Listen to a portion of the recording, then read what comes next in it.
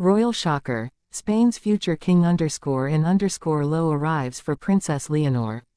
The Spanish palace. Cameras poised. Tradition steady. Suddenly, shock. The man who could be Spain's future king arrives unannounced.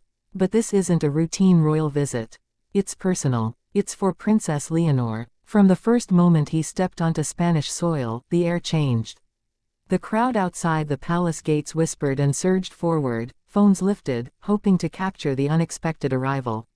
Spain had known this figure from afar, an aristocrat raised in a dynasty of power, a man whose lineage ties him not just to Spain but across Europe's ancient houses.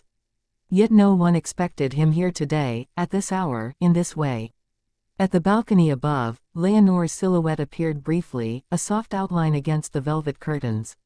She had been preparing for a routine engagement, a quiet luncheon with scholars from the Princess of Asturias Awards. Now, her day, and perhaps her destiny, was shifting in real time. What drew him here? Why now? Those questions echoed across social networks, television panels, and whispered conversations in Madrid cafes. This arrival is not only about ceremony.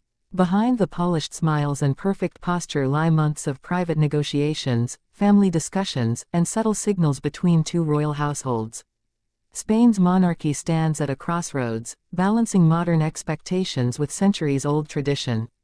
Leonor, still so young yet so publicly scrutinized, embodies that tension. And this visitor, this possible future king-in-law, represents another layer of complexity. We must rewind to understand the gravity of today. 2 years ago, at a discreet diplomatic reception in Copenhagen, Leonor and this prince were seen conversing at length for the first time. No cameras, no tabloids, just a quiet corner of a historic hall, two heirs of different kingdoms exchanging shy smiles. At the time it seemed a footnote, now it looks like a prologue. Each step of his arrival today was choreographed, yet it felt spontaneous. The car door opening, the gloved hand reaching for a small gift box. A flash of blue, a ribbon in his family's color. Inside, sources say, a personal token, something chosen not by advisors but by him alone. This detail, seemingly small, feeds the speculation: is this simply a diplomatic gesture or the soft unveiling of a deeper alliance?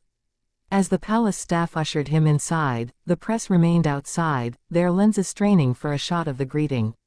Did Leonor meet him privately first, away from cameras? Did King Felipe and Queen Letizia sanction this visit or learn of it only at the last moment? Each question births another, a chain of intrigue that tightens around the narrative.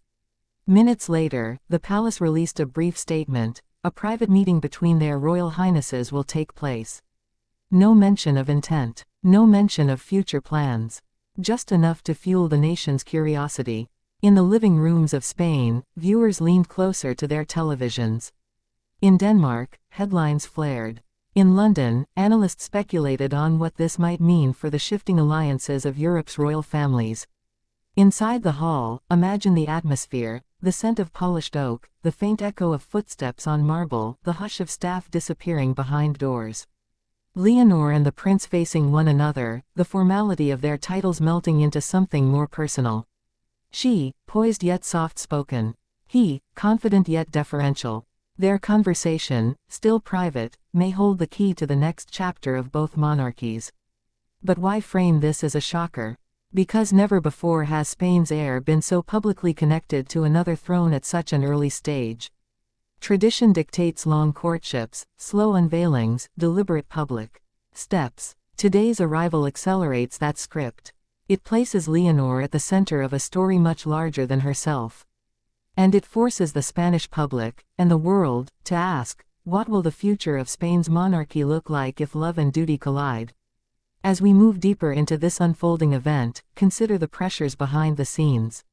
Advisors weighing public opinion, families balancing private affection with national duty, centuries-old protocols adapting to a generation raised on instant news and social media storms. Every smile, every glance between Leonor and the visiting prince becomes fodder for interpretation. Is this the start of a royal engagement? Or simply a friendship forged in the rarefied air of European aristocracy? Throughout the next half hour, we will explore the prince's lineage and why his presence matters so profoundly, the historical precedents of royal unions that reshaped Europe, the delicate negotiations between Madrid and Copenhagen that may be occurring even now, and the emotional weight on Leonor herself as she navigates a role few can imagine. We will revisit moments from Leonor's upbringing, her education abroad, her carefully curated public appearances.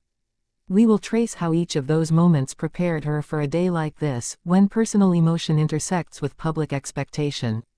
And we will examine the symbolic gestures in today's arrival, the route taken to the palace, the colors worn, the subtle cues in body language that speak louder than press releases. By the end of this story, you will see not just a headline about a surprise visit, but a living narrative of two young royals stepping into a future that could redefine two monarchies. You will understand the stakes, the traditions, the hopes, and the quiet fears behind the smiles. And you will feel, as if standing at the gates yourself, the electricity of a moment that history may one day mark as the beginning of something monumental. This is not merely gossip. This is a chapter in the evolving story of royalty in the 21st century, where duty and destiny meet in real time, and where a single unexpected arrival can change everything.